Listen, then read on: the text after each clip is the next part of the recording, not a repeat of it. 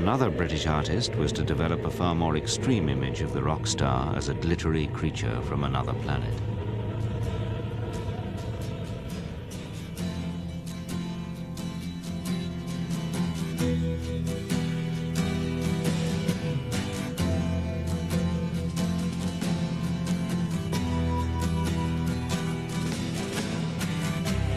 Ground control to Major Tom. 7, 6, commencing countdown. Among a number of films that made a deep impression upon me in the 60s, I think one of the most important at the very end was 2001, Stanley Kubrick. It was the sense of isolation that I related to. That, in combination with a number of other elements, set the pattern for a lot of the kinds of music that I wrote and the kind of performances that I gave, and probably predicted my lifestyle for the 70s. This is ground control to Major Tom. You've really made the grade.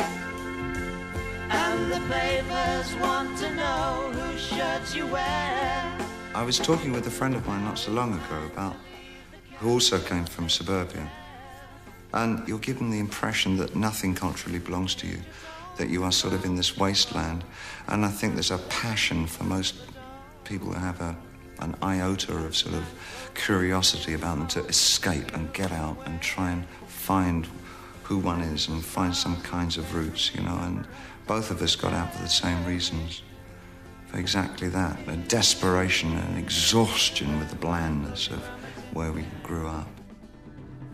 David Jones became David Bowie and trained in theatre and mime before starting to do a series of mainly folk-based albums.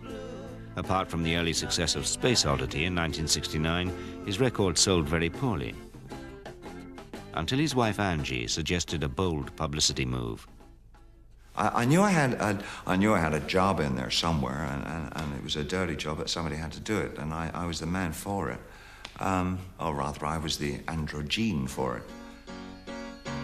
Oh, you pretty things, don't you know? Bowie was the first rock star to proclaim publicly that he was bisexual or gay. He had already posed for the cover of one album, The Man Who Sold the World, in a dress, although this album cover was changed by the record company for its US release to an image that was thought to be more acceptable to the American market. Let me say it again, you gotta make way for the Homo superior. On his first visit to New York, Bowie met Andy Warhol, and he was to draw considerable inspiration from a group of actors associated with the factory. Will somebody wait for me? Sugar sweet, so easy.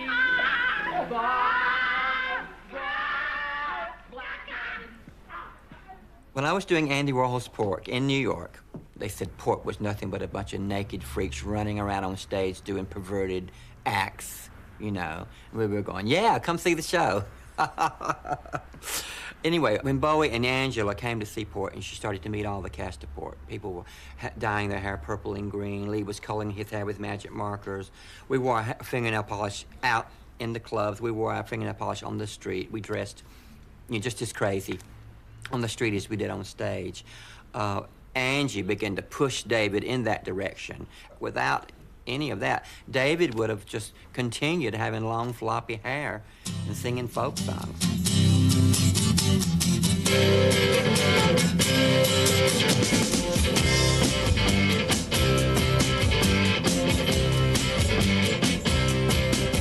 Well, I'm up on the 11th floor and I'm watching the cruisers below. It was not only the Warhol look that had begun to influence Bowie, it was the New York sound as well. Velvet Underground became very important to me. There was this sort of mixture of rock and avant-garde. Cale's influence of avant-garde and Lou Reed's very fine pop tunesmithism. He was a very fine pop writer, and the combination was so brutal. While in New York, Bowie got to know Lou Reed, as well as the irrepressible Iggy Pop, who, in imitation of some of the Warhol superstars, had started to cover himself with glitter on stage. To me, they represented the wild side of existentialist America. And of course, being a sort of a real nutcase about America and American music, that was everything that I thought we should have in England. And I didn't know if we had it in England or not. So at that time, one was borrowing heavily from the American influence.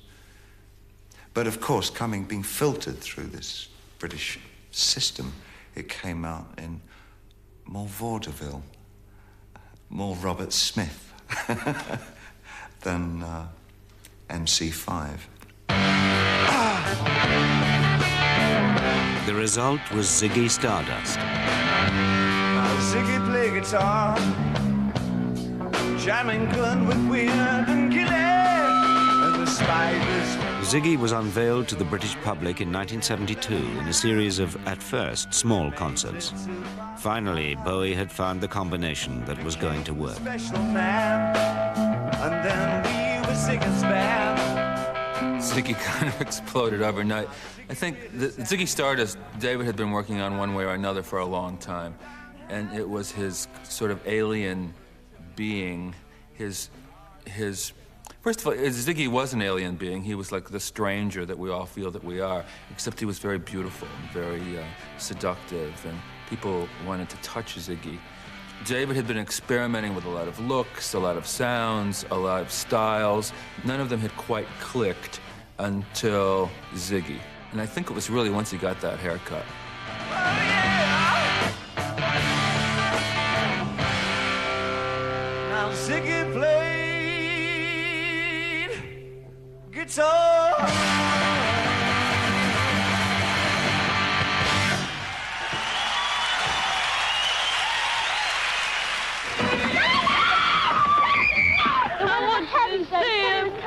They said he was coming round the back. I've been waiting for ages to see him. 9 o'clock.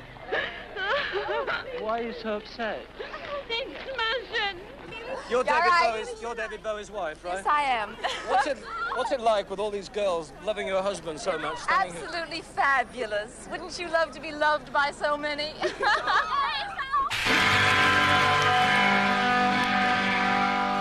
Britain had seen nothing like it for years. Ziggy fever took over.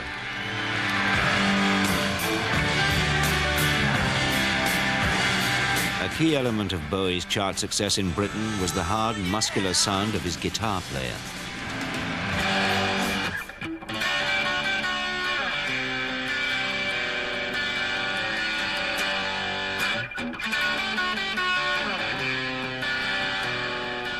Mick Ronson could also supply a reflective style of playing that gave the Ziggy character a real depth and range.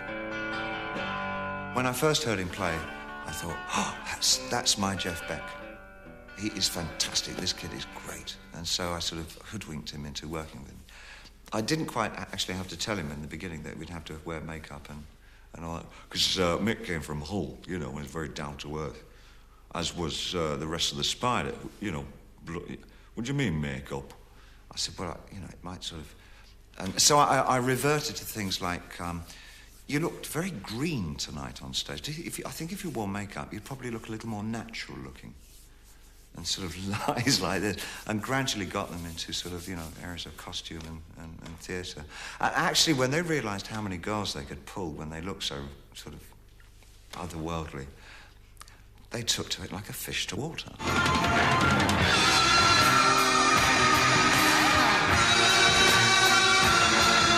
For me, when I was on stage, I was kind of doing what I had to do, you know. I mean, just as I guess what I felt I had to do, what I felt like the way I played, you know. I think a lot of people saw it as a very good sort of counterfoil between me and David, because David would be more delicate and a little more woman-like. And I was kind of like stomping along on the side there, a bit more like I can't really say bricklayer, but that's kind of what I mean, you know.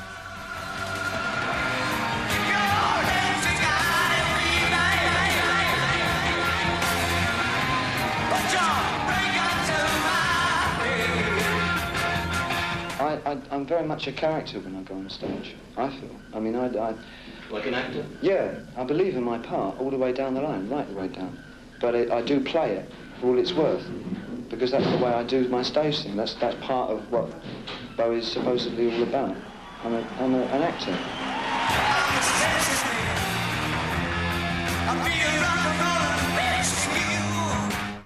The chief ingredients were to de-violence the look of Clockwork Orange.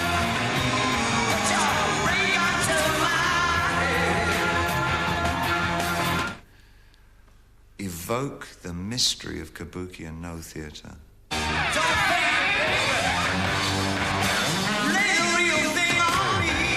But if you'd asked me at the time what it was I was trying to do, I had simply no idea.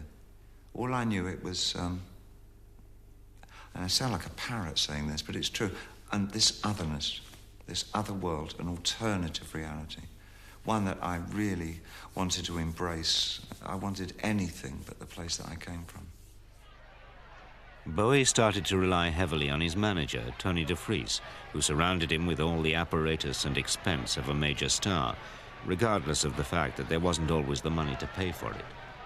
Tony DeFries had this idea that if we just told the world that I was super huge and then treated me as though I were, then something might happen. In Britain, the strategy worked perfectly, and Bowie's albums sold extremely well. But in America, the real prize market, it was a different story.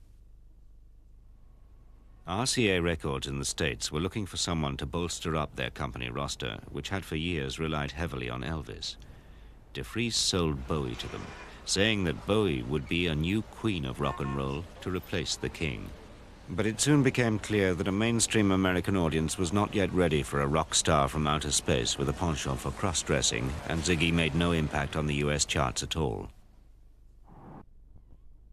Straight from his fantastically successful world tour. Back in Britain, Bowie's fame continued to grow, and a sell-out tour of the country ended unexpectedly when he gave a final concert at the Hammersmith Odeon. The last concert, I mean, that whole tour of England, we did a whole tour of England before we did this concert. This last night, it was a great last night too. And there was a lot of energy there. It was kind of pretty sad in some ways too, you know, because it was the end of that period, you know. By now, Bowie's success had inspired a whole range of other bands in Britain. Not only is it the last show of the tour, but it's the last show that we'll ever do. Thank you. Bye-bye, we love you. So given the success of glam, many in Britain could not understand when Bowie decided to retire Ziggy at the height of his fame. But Bowie was ready to experiment with something new, and for another assault on America.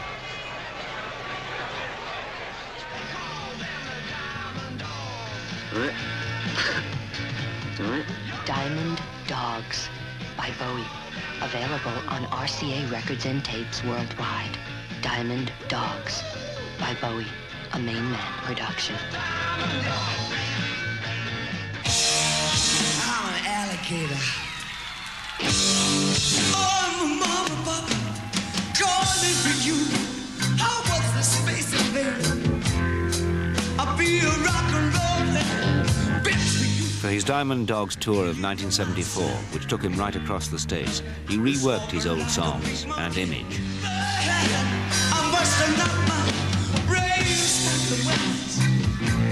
Out went the makeup and stockings. In came nicely cut soul boy suits. Actually getting to the land of my dreams, as it was then, it was a real discovery for me, and I guess I started soaking up even more American influences, but first-hand this time. The old classic Gene Genie riff comes from basically the Muddy Waters, or the I'm a Man, John Lee Hooker, that kind of riff, you know.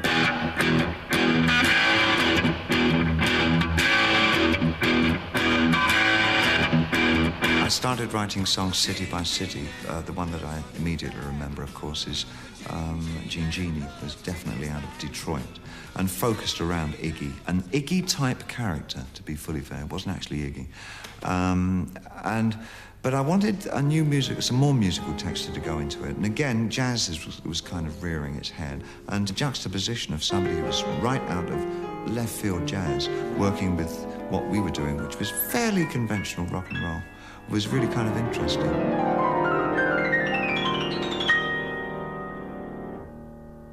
When I played the tune Time during the Diamond Dogs tour, it was a very theatrical tour, and the band was actually in the pit. It was very much like taking a musical Broadway on the road, a show on the road. And it had a 1920s and 30s setting feel, and I played like a swing-style piano, stride music it was called, in fact, with avant-garde touching. So you'll hear it was something like this.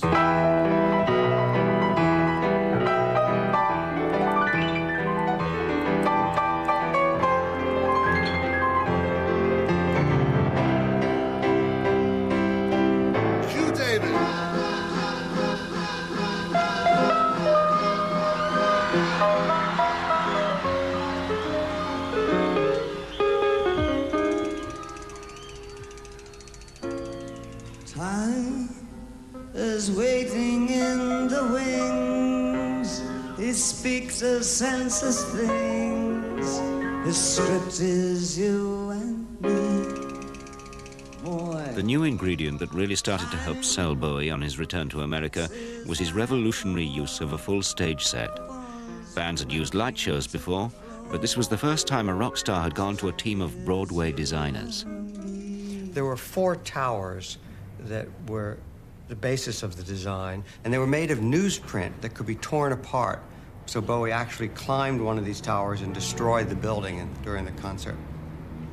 There was also a bridge across here, and during the concert, the bridge lowered down to the stage so that he could step off of it and sing downstage. And then at the end, it raised up again. And a cherry picker arm. Ground control to Major Tom. There was a door that opened up, and this cherry picker arm came forward Countdown engines on. and extended out over the first 6 rows of the audience. Check ignition and may God's love be with you. The first time a cherry picker, I think, subsequently used by many others, was used in rock and roll. It was standing upright like that with an office chair on the top, and it was set in the window of a skyscraper, and I was sitting on the office chair on a telephone like some kind of male secretary. And the cherry picker started coming out, and it went out about 40 foot over the audience's heads. And because of the beautiful lighting that we had, you didn't see the rest of the cherry picker, you only saw the office chair suspended out there.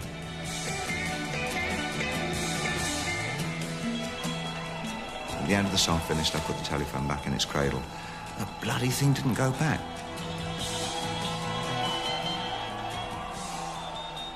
So I was just stuck out there. What the hell am I going to do out here? And the next song started, and so I think I did 3 or 4 songs on this chair. I thought, what am I going to do when the show finishes? I can't go anywhere. I'm going to have to jump. They better catch me. I thought, no, Iggy's already done that. The press loved it, and the tour sold out in increasingly larger venues.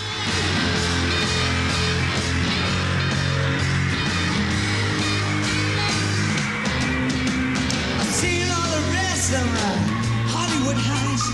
Best of the last, biggest star they ever had. Stiff on my legend, fumes that I made. Forget that I'm 50, 'cause you just got made. I guess I'm living my fantasy. What's your fantasy? Oh, Bowie. He represents it all to me. Excitement, space. See, I'm just the space cadet. He's the commander. You're so bad. Best I ever had. Oh, please, I think eventually David Bowie had to change the androgyny, draggy, bisexual creature, as all those little American boys used to say, you know, fag music. He had to change because America just was not ready to completely let that come into the mainstream. Even Alice Cooper had to stop doing drag. Alice Cooper had to stop wearing lady slingback shoes. He had to stop wearing the false eyelashes and the women's old dresses and go more into the horror. People in America could understand horror and blood and dead babies, but they couldn't understand male-female sexuality, you know, bisexuality. They weren't ready to understand.